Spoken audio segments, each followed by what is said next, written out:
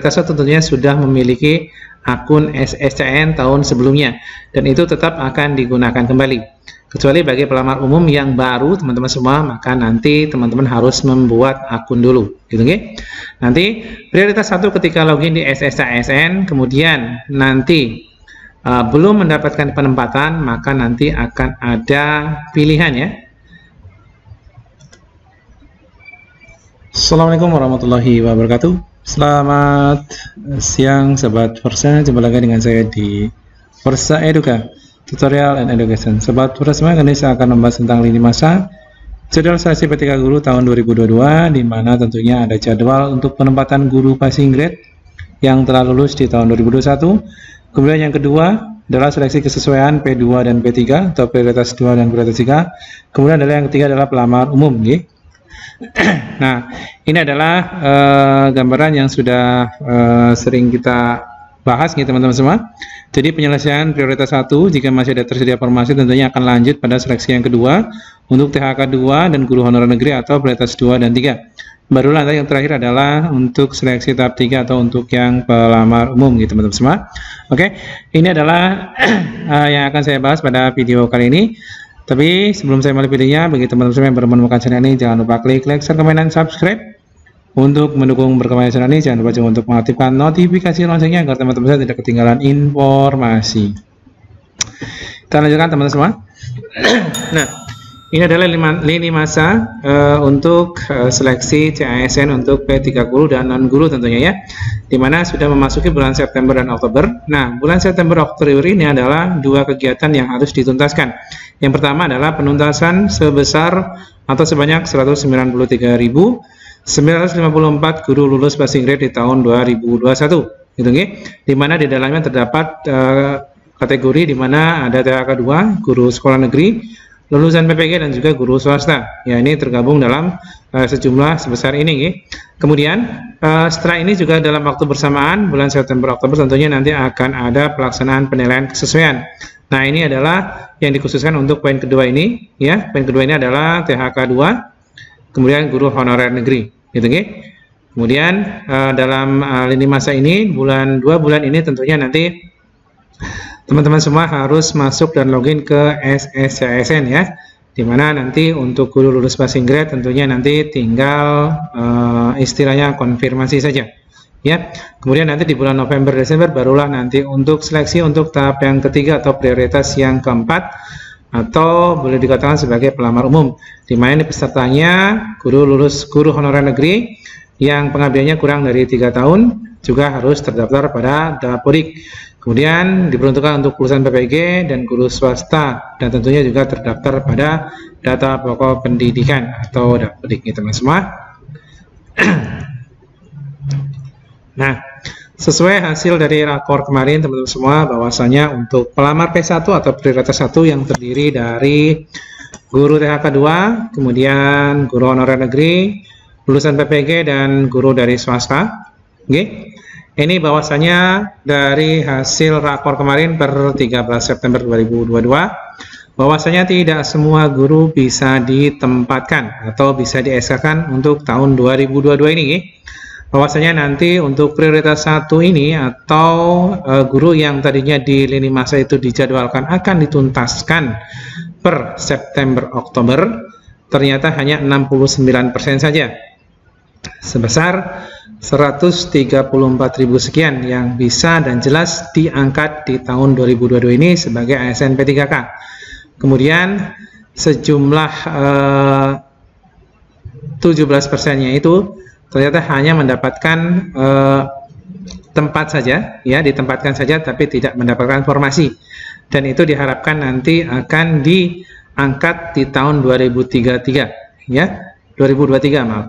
Kemudian yang terakhir adalah yang sebesar 30.000 sekian, nanti itu adalah teman-teman semua yang tidak ditempatkan atau tidak dapat ditempatkan. Nah, dari situ teman-teman semua, dari rakor kemarin ternyata Pan RB juga memberikan solusi untuk teman-teman semua yang tentunya tidak bisa diangkat tahun 2022 ini ya. Jadi di sini pelamar P1 yang belum mendapatkan penempatan dan turun prioritas menjadi P2, P3 atau bahkan menjadi pelamar umum.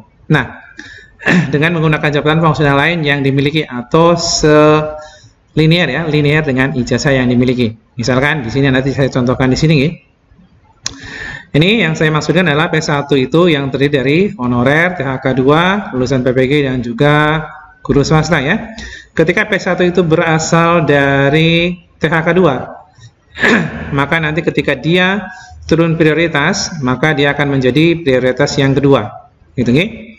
Kemudian ketika nanti prioritas pertama itu berasal dari honorer negeri, maka nanti ketika dia turun prioritas menjadi prioritas yang ketiga. Kemudian ketika P1-nya itu berasal dari lulusan PPG dan guru swasta, maka ketika nanti dia memilih untuk turun prioritas, dia akan menjadi pelamar umum. Gitu nggih. Nah, di sini akan saya simulasikan, akan saya contohkan ya. Misalkan P1 ini yang terdiri dari 30.000 sekian yang sudah jelas tidak dapat ditempatkan, atau mungkin yang cuma mendapatkan tempatnya saja nggih, tapi belum mendapatkan formasi. Misalkan dia adalah seorang guru IPA. Nah, nanti teman-teman semua di akhir bulan ini ya, minggu ketiga dan keempat, tentunya nanti semuanya baik P1, P2, P3 dan pelamar umum harus login ke SSCASN ya. Bagi teman-teman semua yang sudah P1 atau prioritasnya tentunya sudah memiliki akun SSCASN tahun sebelumnya, dan itu tetap akan digunakan kembali. Kecuali bagi pelamar umum yang baru teman-teman semua, maka nanti teman-teman harus membuat akun dulu, gitu nggih.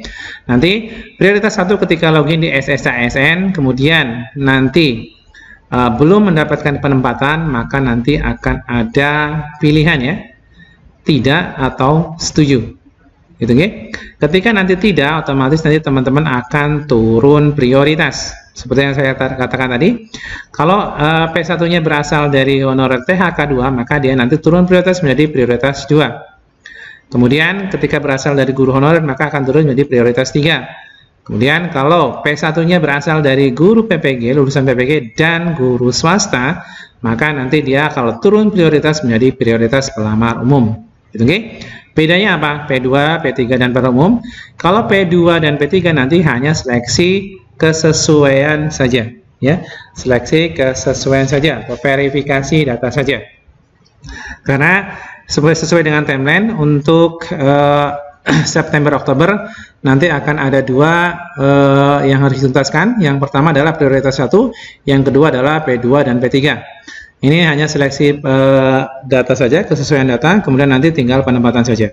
Tapi kalau yang pelamar umum, teman-teman semua ini yang berasal dari guru swasta dan lulusan PPG, maka nanti akan mengikuti seleksi kompetensi, di mana teman-teman semua nanti tentunya harus chat UNBK lagi, ya, harus bersaing kembali, gitu. Baru nanti ketika lulus, teman-teman akan ditempatkan di tempat tugas tentunya. Ya, nah ini dicontohkan. Nah, nanti guru IPA misalkan ternyata dia linear dengan guru kelas SD, maka nanti dia bisa memilih formasi di kelas SD. Ya, kemudian nanti ketika P1 login di sini ternyata mendapatkan penempatan, kok dia setuju teman-teman semua, maka dia langsung ditempatkan ke tempat tersebut. Tapi kalau tidak setuju, maka nanti teman-teman juga tidak akan turun prioritas secara otomatis ya, tergantung nanti pelamarnya dari mana, apakah THK 2, apakah guru honorer negeri, ataukah lulusan PPG, ataukah dari guru swasta. Ini penjelasannya teman-teman semua. Ini tawaran yang ditawarkan oleh Pan RB tentunya ya. Dan semuanya tentunya punya konsekuensi sendiri-sendiri. Oke, kemudian timeline yang terakhir adalah di bulan November dan Desember. Nanti ketika September Oktober untuk penuntasan 193.000 sekian ya guru kelas passing grade, kemudian juga pelaksanaan penilaian kesesuaian untuk prioritas 2 dan 3 selesai, barulah nanti sisa dari formasi nanti akan dialokasikan ke prioritas yang keempat atau dari pelamar umum ya. Nah, kalau pelamar umum ini nanti teman-teman ada beberapa kategori, di mana yang salah satunya adalah tadi yang lulus passing grade dari lulusan PPG dan dari sekolah swasta, tentunya nanti harus ikut seleksi lagi. Nah, bagi teman-teman yang baru berarti nanti harus membuat akun di SSCASN. Nah, untuk yang ketiga adalah seleksi tes teman-teman semua. Pesertanya adalah guru honorer negeri yang kurang dari 3 tahun asalkan dia terdaftar di Dapodik atau daftar pokok pendidikan. Kemudian bisa diikuti oleh lulusan PPG, kemudian juga diikuti oleh guru honorer swasta yang terdaftar pada data pokok pendidikan, gitu teman-teman semua. Nah, nanti ini tentunya akan dilaksanakan di bulan November dan Desember. Nah, sekarang timeline-nya adalah September. Di minggu ketiga dan 4 adalah teman-teman pembukaan akun SSCASN ya, pendaftaran dimulai artinya ya. Yang pertama adalah poin ini dan poin ini selesai. Selebihnya adalah yang terakhir. Nah, untuk sistem yang terintegrasi akan memilih kategori pelamar gitu nggih. Nah, ini jadi sistemnya sudah canggih ketika teman-teman nanti login ke SSCASN menggunakan data Dukcapil. Nah, biasanya pakai anak kita, kemudian nanti dengan memasukkan password ya, maka nanti datanya akan tersinkron dengan data Kemendikbud ya. Nah, ini nanti sudah otomatis akan mendeteksi apakah teman-teman semua yang tadi prioritas 1 itu masuk P1, masuk P2, P3 ataukah pelamar umum. Ini sudah langsung otomatis teman-teman nanti terdeteksi secara otomatis. Ini jadi tidak usah khawatir. Ketika teman-teman semua nanti sudah masuk dalam data pokok pendidikan atau Dapodik, teman-teman yang sudah punya akun sebelumnya, tahun sebelumnya, bahkan yang baru pun nanti tentunya nanti akan terdeteksi apakah teman-teman semua nanti langsung sebagai prioritas 1, prioritas 2, 3, ataupun pelamar umum. Gitu, okay? Nah, mudah-mudahan video ini bisa bantu teman-teman semua, mencerahkan teman-teman semua bahwa timeline ini sudah baku dan sudah resmi teman-teman semua. Tinggal nanti tawaran dari Kemendikbud itu akan kita ambil ataukah tidak. Dan kalaupun tidak kita ambil, tentunya nanti ada konsekuensi tersendiri bagi teman-teman semua.